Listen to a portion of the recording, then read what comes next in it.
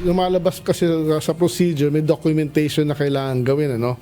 So, hopefully matapos lahat ng documentations between FTI, NFA to FTI, FTI to LGU, and by next week, maro-roll out na hopefully yan. Thank you.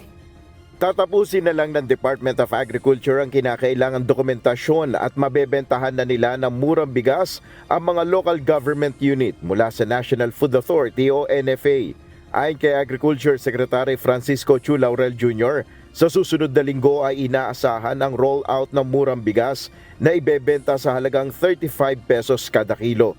Aabot sa mahigit 50 LGU ang nagpahayag ng interes na bumili ng murang bigas at halos buong National Capital Region o NCR ay nais rin na makakuha ng NFA rice.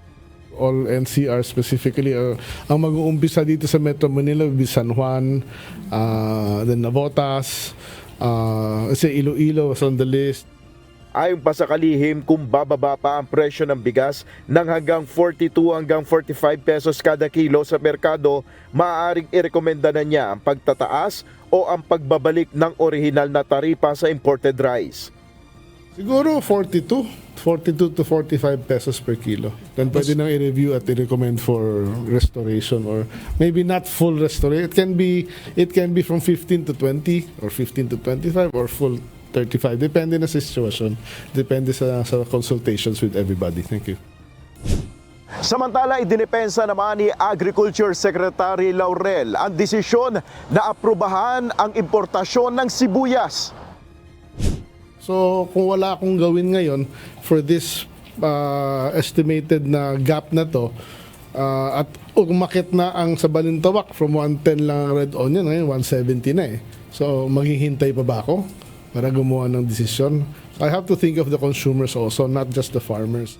Nangako ang kalihim sa mga magsasaka na pangangasiwaang mabuti ang sitwasyon upang hindi sila gaanong maapektuhan ng importasyon. Ayon sa DA, aabot sa 7,000 tons ng sibuyas ang kulang sa supply ngayong Pebrero na kailangan punan ng pamahalaan. Nel Maribuhok, UNTV News and Rescue. Diyos ang aming sandigan, serbisyo publiko ang aming pinahalagahan.